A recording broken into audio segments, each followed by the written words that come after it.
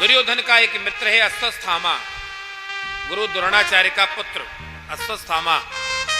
जैसे ही आया सोचा दुर्योधन के समाचार लेकर के आऊं।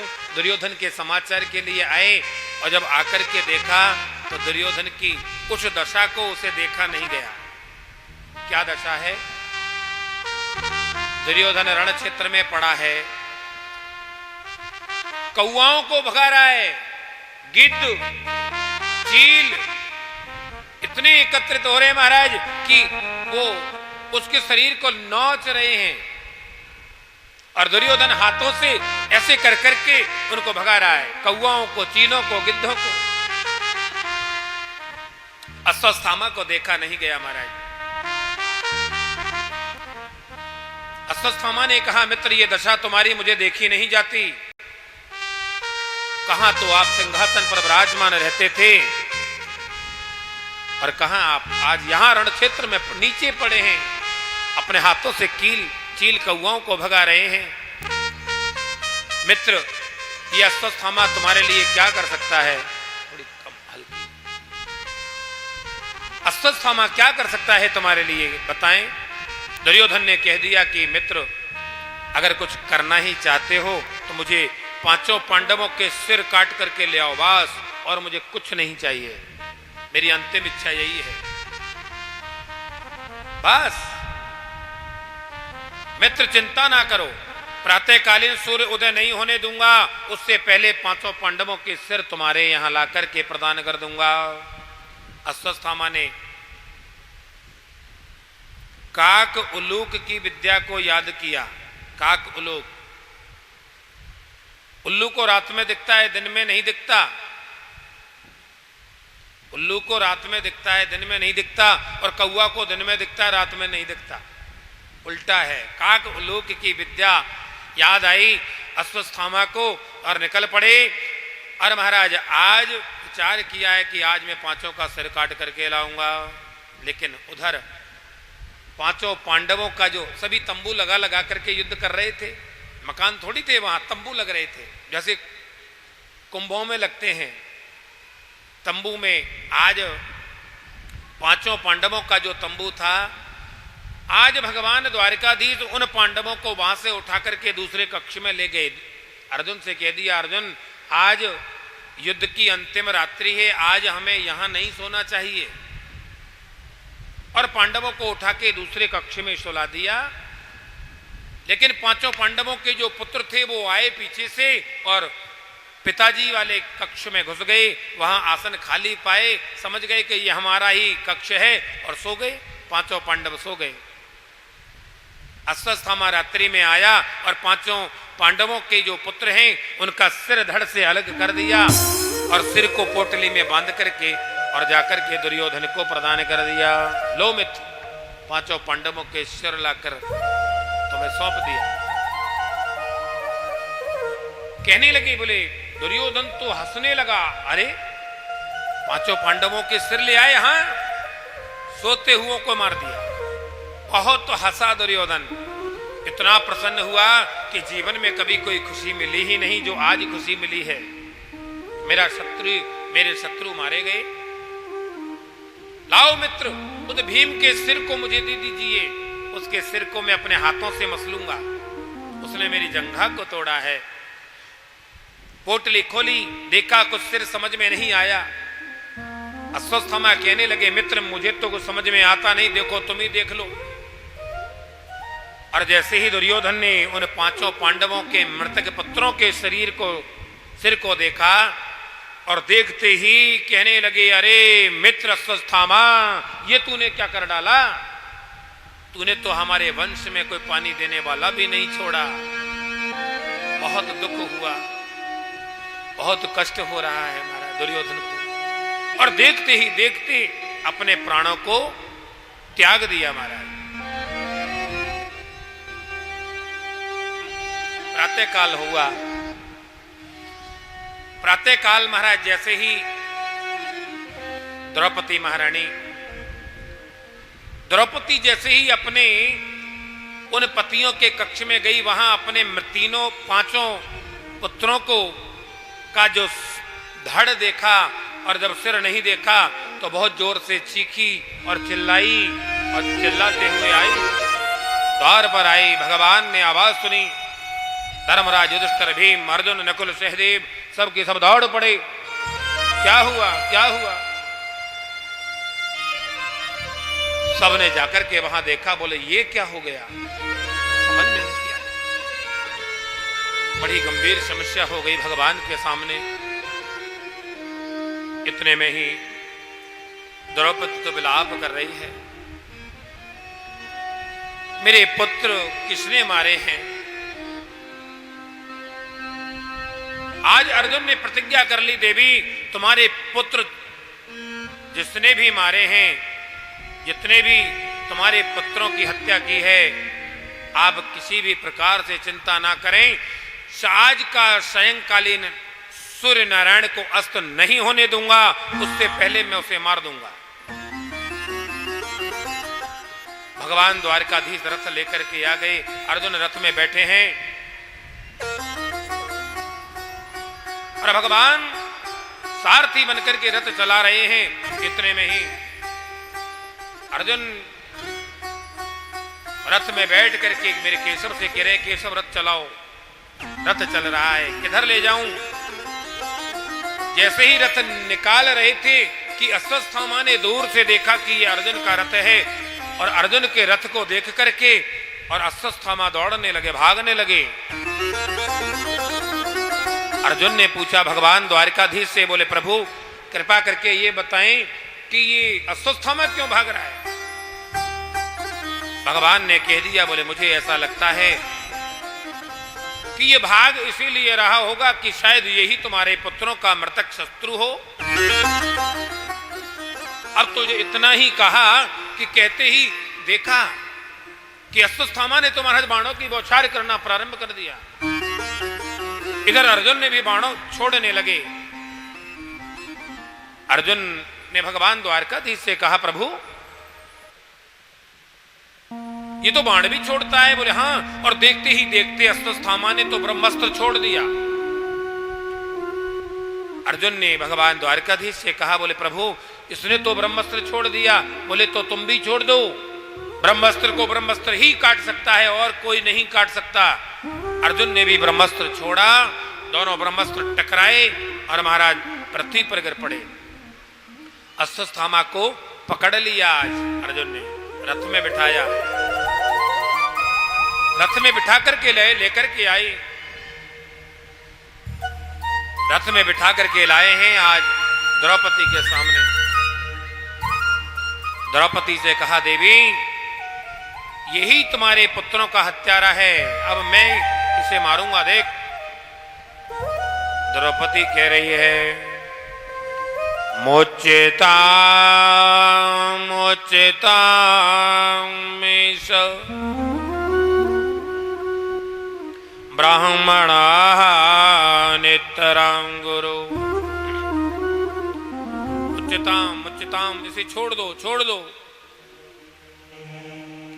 छोड़ दीजिए इसे।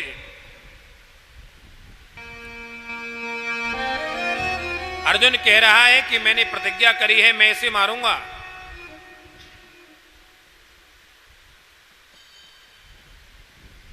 द्रौपदी कहती है कि छोड़ दीजिए। द्रौपदी ने छोड़ने को बोला है। धर्मराज युधिष्ठिर जी से पूछा, भैया आप बताएं क्या करें इसका?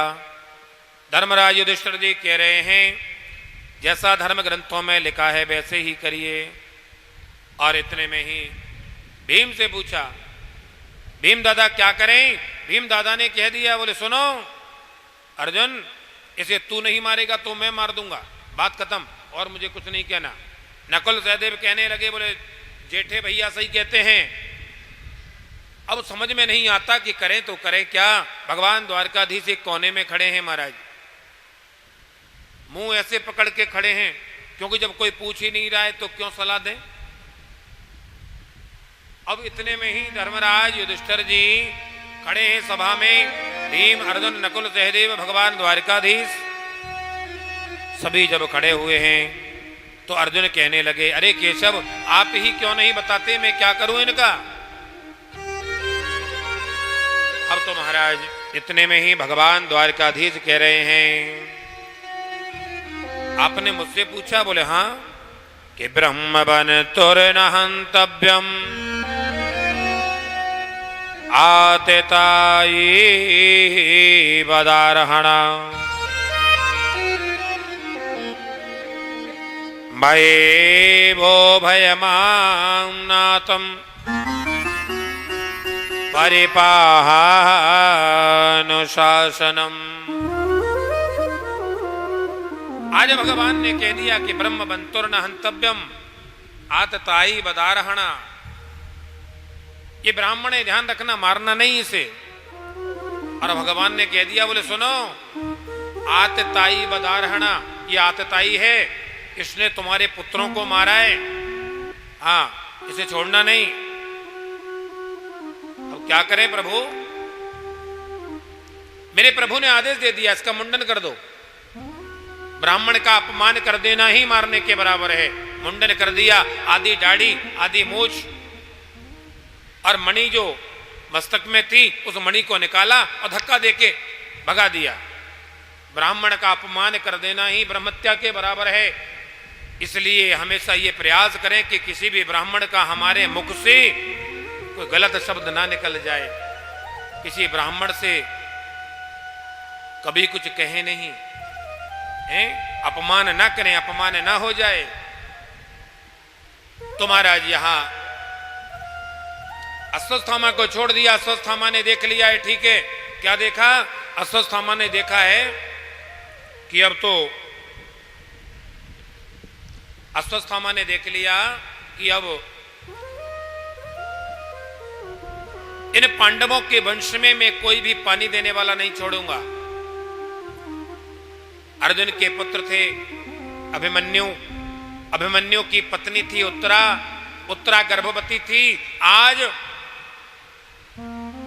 ब्रह्मास्त्र छोड़ दिया है महाराज उत्तरा के गर्भ को नष्ट करने के लिए।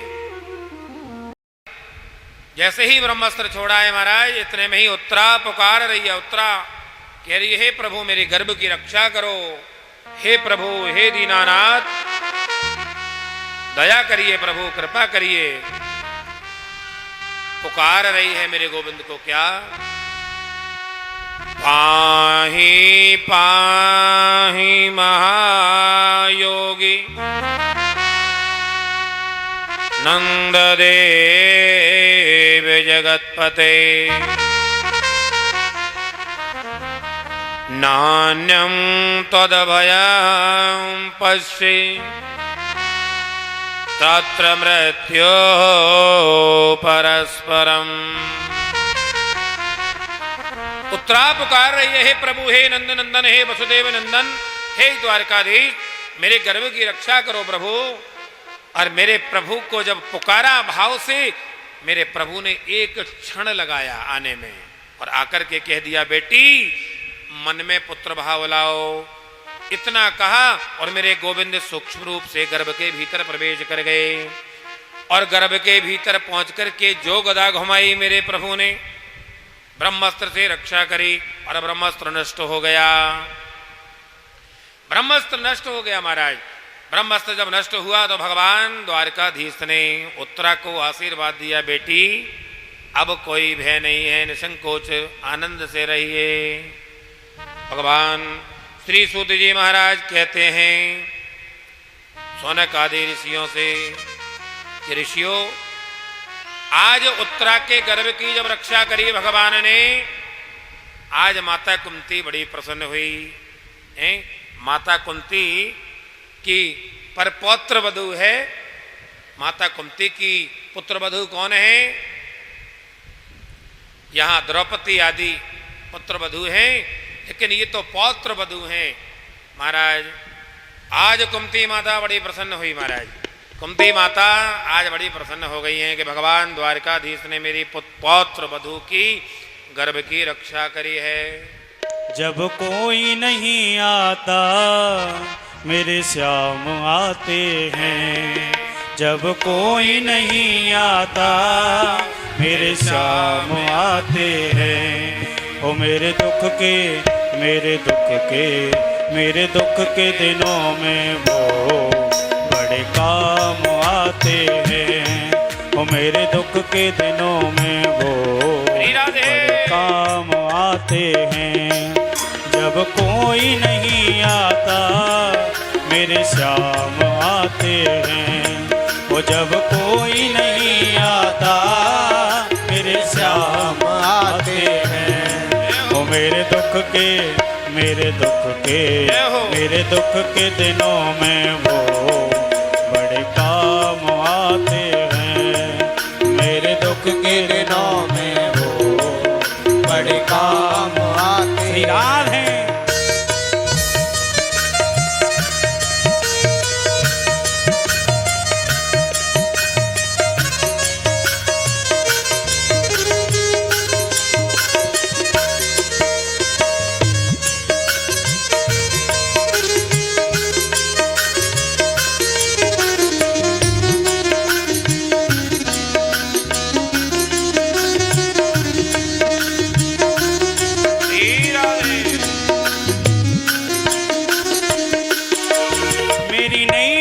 चलती है पतवार नहीं होती। मेरी नैया चलती है पतवार नहीं होती। किसी और की अब मुझको दरकार नहीं होती। किसी और की अब मुझको दरकार नहीं होती। मैं डरता नहीं रास्ते सुमसान आते हैं। मैं डरता नहीं रास्ते सुमसान आते हैं।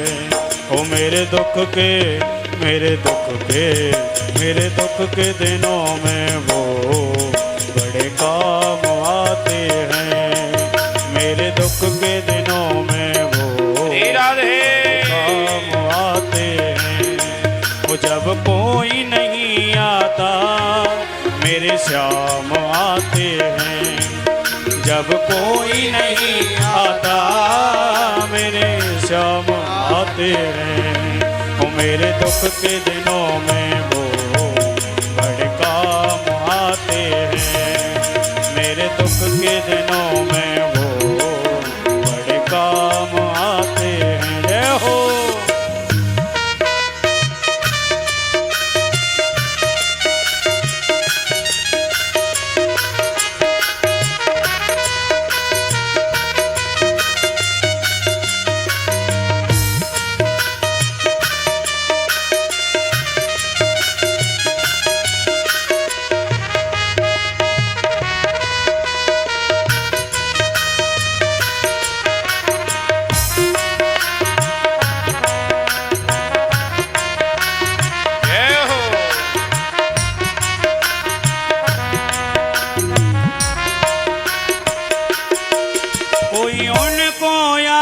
करें दुख हल्का हो जाए।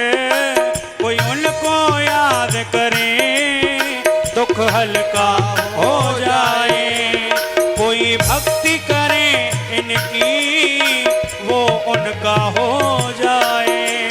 कोई भक्ति करे उनकी वो उनका हो जाए। बिन भक्ति बोले सब जान जाते हैं। बिन भक्ति बोले ये सब जान जाते हैं। ओ मेरे दुख के दिनों में वो बड़े काम आते हैं। मेरे दुख के दिनों में वो बड़े काम आते हैं। जब कोई नहीं आता मेरे श्याम आते हैं। जब कोई नहीं आता मेरे श्याम आते हैं। मेरे दुख के दिनों में वो बड़े काम आते हैं। आपने बहुत बड़ी कृपा करी है हमारे ऊपर। मेरी पौत्र वधू के ऊपर बहुत बड़ी कृपा करी है आपने, जो उसके गर्भ की रक्षा करी है। हे कृष्ण द्वारिकावासिन देव देव जगतपते। प्रभु आप तो भगवान हैं। भगवान कह रहे हैं, अरे भुआ जी क्या कह रही हो, मैं आपका भतीजा हूं। बोले नहीं नहीं तुम भगवान हो, मैंने तुम्हें पहचान लियो है। कन्हैया कहवे लगे, बोले भुआ जी मैं वैसे तो आपको भतीजो हूं, लेकिन अब आप कह रही हैं कि भगवान हैं, पहचान ही लियो है, तो भुआ जी मांग लो। अब कहा मांगना चाहें, मैं भगवान हूं। माता कुंती कह रही है, प्रभु हमने आपको बिल्कुल पहचाना है, मांगो क्या मांगना चाहते हो। धर्मराज युधिष्ठिर जी से कहा, बड़े भैया मांगो क्या मांगना चाहते हो। धर्मराज युधिष्ठिर जी ने कहा, महाराज मैं केवल सत्य का ही आचरण करता रहूं और मुझे कुछ नहीं चाहिए। भीम दादा से पूछा क्या मांगते हो, बोलो। भीम दादा ने कह दिया, मुझे तो पेट भर के भोजन मिल जाए बस, मुझे और कुछ नहीं चाहिए। भीम दादा का दूसरा नाम है भोजन भट्ट। हाँ, ये भगवान का दिया हुआ नाम है प्यार का, भोजन भट्ट। भीम ने कह दिया, भैया मुझे पेट भर के भोजन मिल जाए। बोले ठीक है, दिया। अर्जुन से कहा मांगो। अर्जुन ने कहा कि मेरा और आपका गुरु और शिष्य का जो नाता है, ये गुरु और शिष्य का जो नाता वो बना रहे। हाँ हाँ ठीक है। नकुल सहदेव जी कहा मांगिए, आज प्रभु आपकी कृपा बनी रहे। बहन सुभद्रा है महाराज, सुभद्रा जी से कहा आप क्या मांगना चाहती हो, बोलो। सुभद्रा कह रही हैं, बोले प्रभु आप देना चाहते हो तो आपके जो चरण हैं, आपके चरण रूपी पिंजरे में मेरा मन जाकर के फंस जाए और मुझे कुछ नहीं चाहिए। आगे कह दिया और कहने लगे और मांगो, क्या मांगना चाहते हो। द्रौपदी खड़ी है, पांचाली खड़ी है। पांचाली से पूछा, अरे बहन आपने तो कुछ मांगा नहीं, आप भी तो कुछ मांग लीजिए। द्रौपदी कह रही है, प्रभु देना चाहते हो, मैंने तो आपको सखा भाव से देखा है, सखा के रूप में देखा है, ये सखा भाव मेरे और आपके भीतर बना रहे, तथास्तु। भगवान ने इतना कहा। अब कुंती भुआ से कहा, भुआ जी अब आप मांग लीजिए। कुंती भुआ ने कह दिया कि विपदा सन्तु न सात्वत तत्र तत्र जगद्गुरु भवतो दर्शनास्याद पुनर्भव दर्शनम। कहने लगे केशव आपने जो कुछ दिया है हमें स्रोधार्य है, बस हमें कुछ नहीं चाहिए, देना हो तो दुख ही दुख दो और हमें कुछ चाहिए ही नहीं।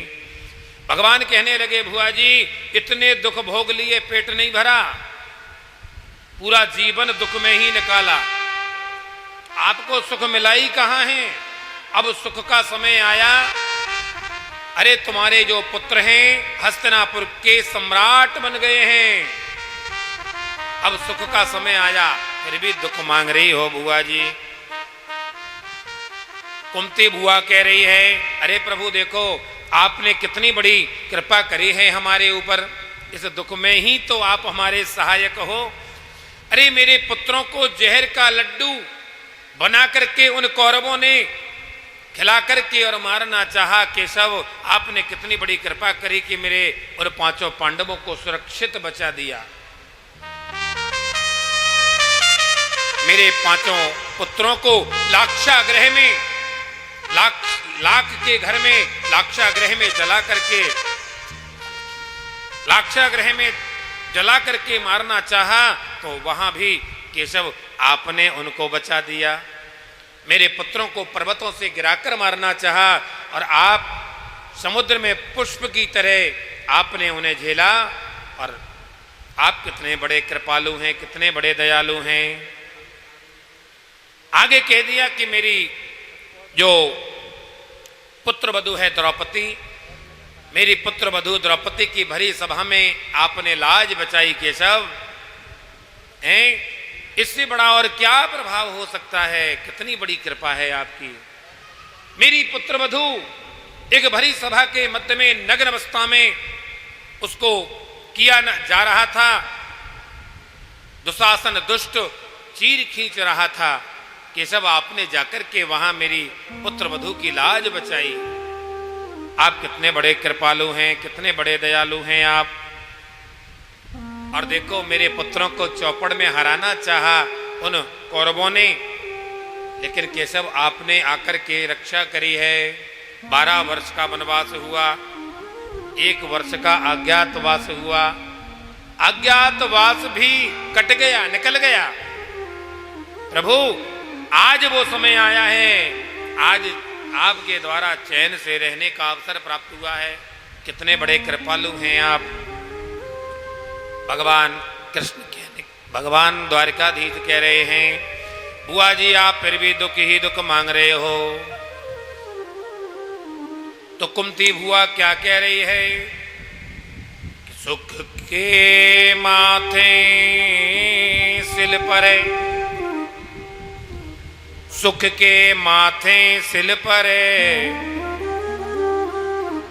जो हरि हृदय से जाए, और बलिहारी व दुख की जो पल पल नाम रटाए। केशव आप अगर दुख दोगे हमें तो हमें पल पल आपकी याद बनी रहेगी। सबसे बड़ी संपत्ति तो हमारी दुख है और सबसे बड़ी विपत्ति सुख है, और हमें कुछ नहीं चाहिए प्रभु। दुख भी मुझे प्यारे हैं, सुख भी मुझे प्यारे हैं, वो दुख भी मुझे प्यारे हैं, सुख भी मुझे प्यारे हैं। वो छोड़ो मैं किसे भगवान, दोनों ही तुम्हारे हैं। छोड़ो मैं किसे भगवान, दोनों ही तुम्हारे हैं। सुख दुख ही तो दुनिया की गाड़ी को चलाते हैं। सुख दुख ही तो हम सबको इंसान बनाते हैं। संसार की नदिया के दोनों ही किनारे हैं। सुख भी मुझे प्यारे हैं, दुख भी मुझे प्यारे हैं। छोड़ो मैं किसे भगवान, दोनों ही तुम्हारे हैं। मैं कैसे कहूँ मुझको ये दे दिया वो दे दो, जो भी तेरी मर्जी हो, मर्जी से तू जो दे दे। मैंने तो तेरे आगे कब हाथ पसारे हैं।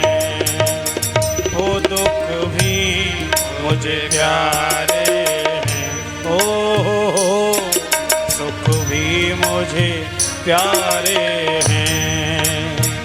मैं छोड़ूं किसको भगवान, दोनों ही तुम्हारे बोलो द्वारिकाधीश भगवान की जय हो। जय जय श्री राधे। कुंती महारानी कह रही हैं भगवान द्वारिकाधीश से, प्रभु आपकी याद बनी रहना सबसे बड़ी संपत्ति है और आप हमसे दूर हो जाना ये सबसे बड़ी विपत्ति है, हमें और कुछ नहीं चाहिए। इतना कहकर के मेरे गोविंद ने अपना वरद हस्त ऐसे कर दिया और पुनः आशीर्वाद दे दिया। आज समस्त पांडव द्रौपदी को साथ लेकर के और बड़े आनंद के साथ में भीष्म पितामह के यहाँ पहुंचे और गंगा पुत्र भीष्म पितामह के यहाँ पहुंच करके और उन्हें प्रणाम किया। भीष्म पितामह ने आज अनेक प्रकार से उन पांडवों को ज्ञान प्राप्त कराया।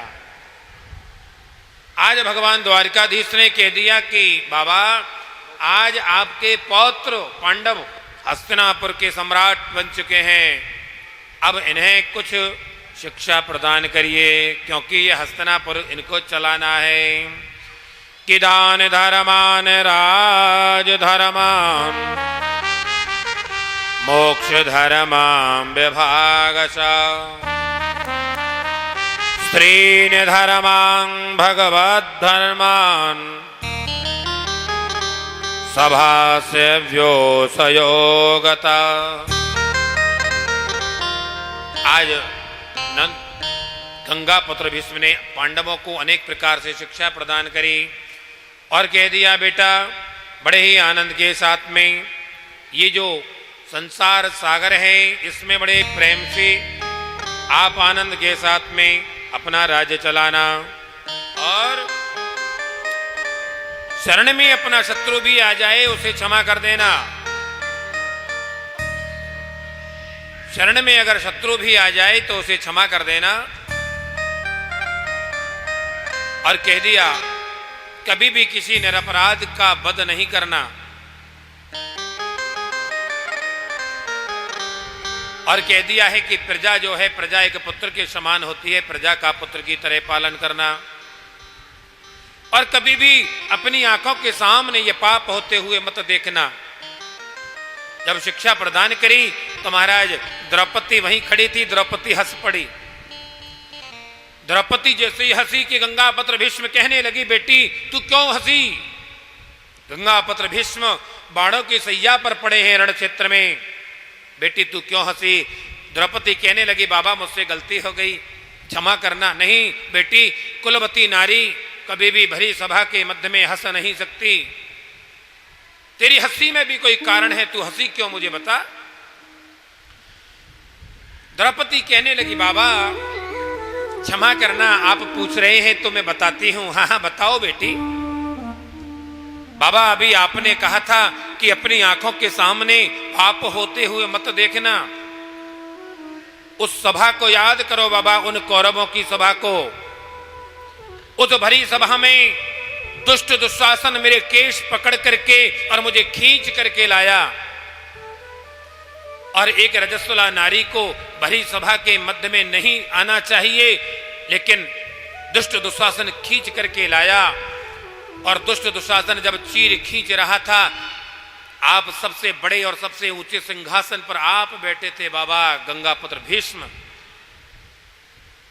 और आप चाहते तो दुष्ट दुशासन और दुर्योधन की हिम्मत नहीं कि कुछ कह जाते कर जाते, लेकिन आप भरी सभा में सबसे ऊंचे सिंहासन पर बैठे हुए भी मुझे विश्वास था कि मेरी लाज नहीं लुटेगी। मैंने आपकी ओर देखा, आपने गर्दन नीचे कर ली। उस भरी सभा में बाबा आपने अपनी आंखों के सामने ये पाप होते हुए क्यों देखा? वैसे आप ज्ञान देते हो कि यहां पाप होते हुए मत देखना। गंगा पुत्र भीष्म की आंखों में अश्रुओं की धारा का प्रवाह जल प्रवित हो गया महाराज, द्रवित हो गया और जल प्रवाहित होते होते और बोल पड़े गंगा पुत्र भीष्म, बेटी मैं वही अभागा हूं जैसा खाओ अन्न वैसा हो बे मन, मैंने दुष्ट दुर्योधन का दूषित अन्न खाया था, उससे मेरी बुद्धि भी वैसी ही हो गई, मलिन हो गई। आज मेरा ये मन पवित्र हो गया, मेरी बुद्धि भी पवित्र हो गई। ये रोम रोमज में जो बाण लगे हैं, बाणों के द्वारा दुर्योधन का जितना भी मैंने दूषित अन्न खाया था, वो रोम रोम से रक्त के द्वारा वो दूषित अन्न निकल गया। बेटी अब मेरा मन पवित्र हो गया। बाबा मुझे क्षमा करना, मैंने तो आपने पूछा इसलिए बताया, कोई बात नहीं बेटी मुझे क्षमा करना। और बाबा ने अनेक प्रकार से आज यहाँ उन पुत्रों को आशीर्वाद दिया। और आज देखते ही देखते भगवान द्वारकाधीश को चरणों में कर लिया गंगापुत्र भीष्म ने, और देखते ही देखने अपने प्राणों का त्यागना निश्चित कर लिया, क्योंकि इच्छा मृत्यु का वरदान था गंगापुत्र भीष्म को। दक्षिणायन सूर्य था, इसलिए उन्होंने देह को नहीं त्यागा, उत्तरायण सूर्य का इंतजार कर रहे थे, यानी मकर की संक्रांति जो आती है 14 जनवरी को, उसका इंतजार कर रहे थे। और मकर संक्रांति उत्तरायण सूर्य का इंतजार करते हुए जैसे ही उत्तरायण सूर्य आया, सो अपने प्राणों को गोविंद के चरणों में ध्यान करते हुए और छोड़ दिया। पांडवों ने उनका संस्कार किया। संस्कार करने के उपरांत आज पांडवों से भगवान द्वारकाधीश ने विदा मांगी। भगवान द्वारकाधीश अपने द्वारका जाने की अनुमति लेने लगे। और क्योंकि समय बहुत कम है, विस्तार से कथा सुनाएं तो कैसे सुनाएं, कम से भी कम 7 घंटे कथा ठीक से चले तब कुछ आनंद आए, तब तो कथा का श्रवण कराने का कुछ और अवसर प्राप्त होता है। अब आप जानते हैं थोड़ा जल्दी में भी बोलना पड़ रहा है, क्योंकि समय उतना ही है। तो महाराज आज भगवान द्वारकाधीश को विदा कर दिया। भगवान द्वारकाधीश ने सभी को कुरुवंशियों को प्रणाम किया, और प्रणाम करते हुए आज धर्मराज युधिष्ठिर ने अर्जुन को साथ पहुंचा दिया, जाओ भगवान द्वारकाधीश को द्वारका छोड़ करके आओ। और भगवान को छोड़ने गए अर्जुन 7 महीने उधर ही रम गए हैं, पता ही नहीं चला। और महाराज बड़ा आनंद आया, समय व्यतीत होता गया।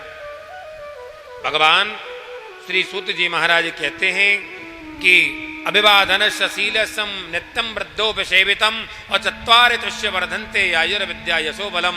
और आज भगवान द्वारकाधीश अपने द्वारका में पहुंचे। आज वहां सभी को प्रणाम किया, माता देवकी को प्रणाम किया,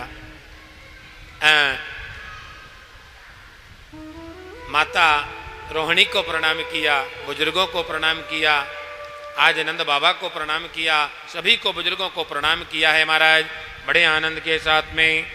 भगवान श्री सूत जी महाराज कहते हैं कि आज हस्तिनापुर में उत्तरा के गर्भ से एक सुंदर बालक का जन्म हो गया। धीरे धीरे बालक बड़ा हुआ, एकदम जैसे ही जन्म हुआ कि आलती पालती मार के बैठ गया। ऐसे उसे देखने के लिए भीड़ लग गई। कुंती माता विचार करने लगी, हे भगवान ये कैसा बालक हमारे घर में उत्पन्न हो गया। भीड़ लगी, भीड़ में ऐसे देख रहा है, वो टेढ़ी टांग वाला कहाँ है जिसने गर्भ में मेरी रक्षा करी थी। बड़े मामा हैं भगवान द्वारकाधीश बड़े मामा हैं। तो महाराज कुर्ता टोपी वहां से भी लेकर के आए। और जैसे ही भीड़ में भगवान आए, आकर के परीक्षित को गोदी में लिया, देखा, और परीक्षित तो मुस्कुराने लगे, बोले यही तो हैं वो टेढ़ी टांग वाले जिन्होंने गर्भ में, माता के गर्भ में मेरी रक्षा करी। और प्रसन्न हो गए। भगवान ने माथे पर हाथ फेरा। भगवान ने हाथ फेर करके नाम रख दिया परीक्षित।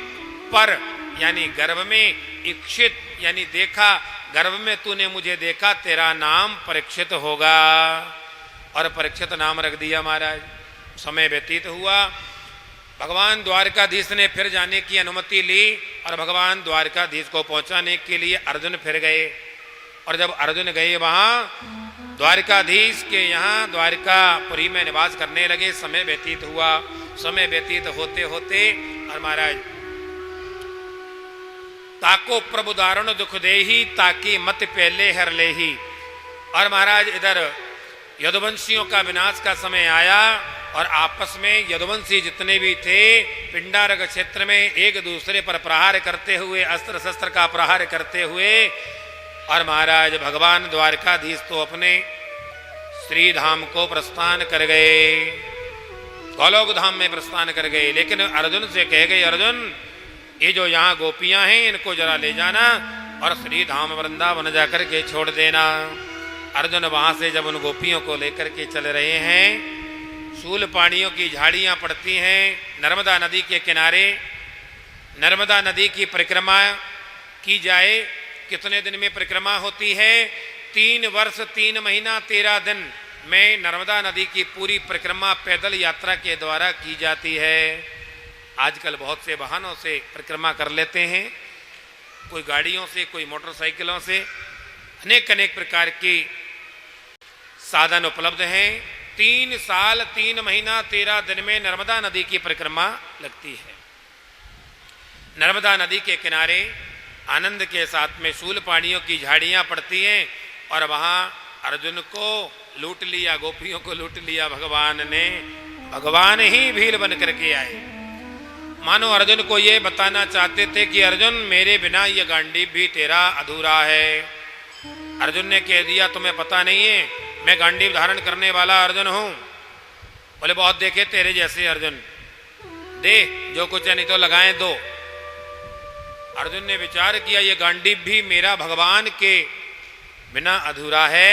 और महाराज उसी समय जब आगे चले तो जैसा जैसा खोया वैसा वैसा मिलता जाता है। आज पहुंचे हैं हस्तिनापुर में, भगवान धर्मराज युधिष्ठिर जी को प्रणाम किया और चरणों में गिरते हुए रोते हुए गिर पड़े। धर्मराज युधिष्ठिर ने देखा, भाई अर्जुन क्या बात है, क्यों रोते हो? क्या तुमने किसी का अपमान कर दिया? बताइए मुझे, क्या किया है तुमने? किसी ब्राह्मण कन्या का अपमान कर दिया, किसी गऊ का अपमान कर दिया? बोले नहीं भाई, बड़े भ्राता, आपका छोटा भाई अर्जुन ऐसा कभी नहीं कर सकता। बोले तो क्या बात है, तेरे चेहरे पर उदासी कैसे? बोले हमारे द्वारकाधीश भगवान जो हैं वो हमारे गोलोक धाम को प्रस्थान कर गए। गोलोक धाम को प्रस्थान कर गए? बोले हाँ। कुंती भुआ पीछे खड़ी थी, दरवाजे के पीछे धड़ाम से गिरी, प्राणों को त्याग दिया। पांडवों ने मिलकर के संस्कार किया और पांडवों ने विचार किया अब हमें भी यहाँ नहीं रहना चाहिए, जब हमारे प्रभु नहीं रहे अब हम क्या करें। और महाराज परीक्षित जी को 5 मिनट की कथा और है केवल, उसके बाद में आरती होगी। सूक्ष्म में 5 मिनट की कथा और सुने।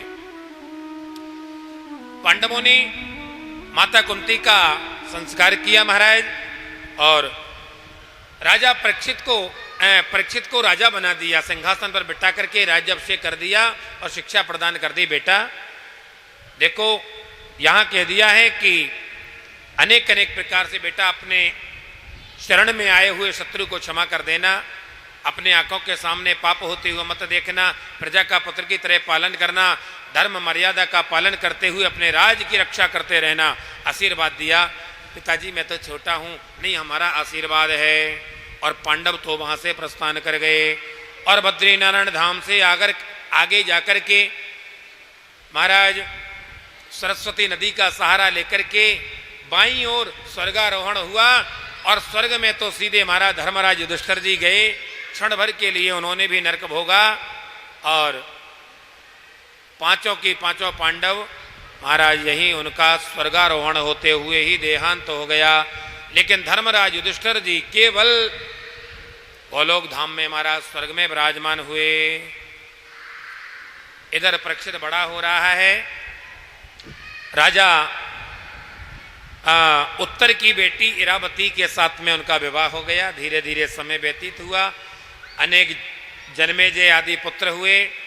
राजा परीक्षित ने एक बार अपना राज्य को खोला, सुंदर मुकुट दिखा, मुकुट माथे पर लगाया और दर्पण में देखा बहुत सुंदर लग रहा हूँ। और महाराज शिकार के लिए निकल पड़ा वन में।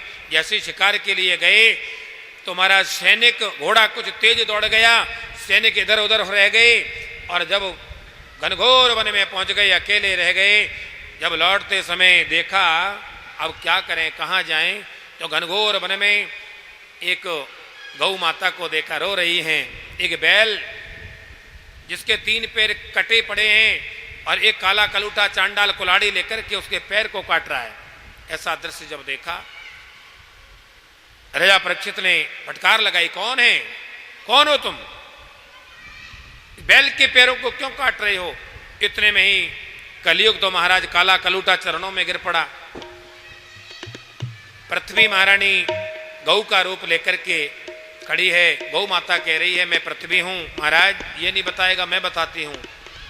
बोले मैं पृथ्वी हूं और ये जो बैल है ये धर्म है, और धर्म के 3 पैर इस काले कलूटे चांडाल ने काट दिए। ये कलयुग है, धर्म बचा लो महाराज, आप प्रजा के पालक हैं। इतना कहा, इतने में ही राजा परीक्षित ने दंड दे दिया उन्हें, जाओ तुम्हें मैं दंड देता हूं, मेरे राज्य से निकल जाओ। महाराज कहां जाऊं, सभी जगह आपका राज्य है। इतने में ही कह दिया कि कुछ जगह दे दो महाराज। हाँ हाँ, दूत पाना श्रेय सोना, दूत जहां जुआ खेला जाए वहां कलयुग का वास होगा, जहां मदिरा पी जाए वहां कलयुग का वास होगा, जहां हिंसा की जाए कत्ल खाना वहां कलयुग का वास होगा, और जहां वैश्यागमन होता हो वहां कलयुग का वास होगा। बोले महाराज चारों ही जगह गंदी है, कोई ठीक सी जगह दे दो, सोने में बास और दे दो। हाँ हाँ ठीक है, स्वर्ण में भी बास दे दिया। अब तो स्वर्ण में जैसे ही बास दिया कि महाराज राजा परीक्षित के माथे पर मुकुट लगा है, और इतने में ही कलयुग माथे में घुसा, बुद्धि घूम गई। आगे चले, चलते चलते शमीक मुनि के आश्रम में पहुंच गए। शमीक मुनि के आश्रम में जाकर के देखा, शमीक मुनि ध्यान समाधि में है, पानी की प्यास लगी थी। ए बाबा मुझे पानी पिलाओ। जो राजा संत महापुरुषों के चरणों में प्रणाम करके विनती करते थे कि महाराज आपको किसी प्रकार की कोई आवश्यकता हो तो मुझे बताना, ये सेवक आपकी सेवा में उपलब्ध है। आज वही राजा परीक्षित कह रहा है, ए बाबा मुझे जल पिलाओ, आदेश दे करके। महाराज जी तो समाधि में मग्न हैं। इतने में अरे बोलते नहीं हो, मरा हुआ सर पड़ाता बाण ले से की नोक से उठा करके गले में डाल दिया। आगे चले और महाराज प्रस्थान कर गए, अपने राज्य में पहुंच गए। शमीक मुनि के पुत्र शिष्य थे श्रृंग। श्रृंग ऋषि को किसी पुत्रों ने जाकर के, मित्रों ने जाकर के कहा पिताजी के गले में राजा परीक्षित सर्प डाल गया है और यहाँ पिताजी बोल नहीं रहे हैं। इतने में ही इस राजा शमीक मुनि के पुत्र श्रृंग ने जल लिया सरोवर में, और जल लेकर के महाराज श्राप दे डाला। इति लंघित मर्यादम तक्षका सप्तमे हनि दंगचयति रमः कोलाम गारम चोदितो में तददहम। उसी समय श्राप दे डाला, अरे राजा परीक्षित आज से ठीक 7वें दिन यही तक्षक नाग तुम्हें डसेगा और तुम्हारी मृत्यु होगी। अब तो श्राप दे दिया महाराज। श्रृंग मुनि आए और आकर के आश्रम में देखा, पिताजी को देखा। श्रृंग ने पिताजी को प्रणाम किया। शमीक मुनि कहने लगे बेटा क्या हुआ। बोले मैंने राजा परीक्षित को श्राप दे डाला। अरे बेटा ये तुमने क्या किया। बोले पिताजी आपके गले में सर्प डाल गया। अरे ये वो हमारे राजा थे, हमें उनका आदर सत्कार स्वागत करना था बेटा। अब तुम जाओ और बड़े आनंद के साथ में जाकर के और राजा परीक्षित को सूचना दे दीजिए कि तुम्हें 7 दिन में मरना है। और शिष्य गौर मुख नाम के शिष्यों को पहुंचाया। उन्होंने जाकर के राजा परीक्षित को सूचना दी। बोले महाराज आपको 7 दिन में मरना है, अपनी मुक्ति का उपाय कर लीजिए।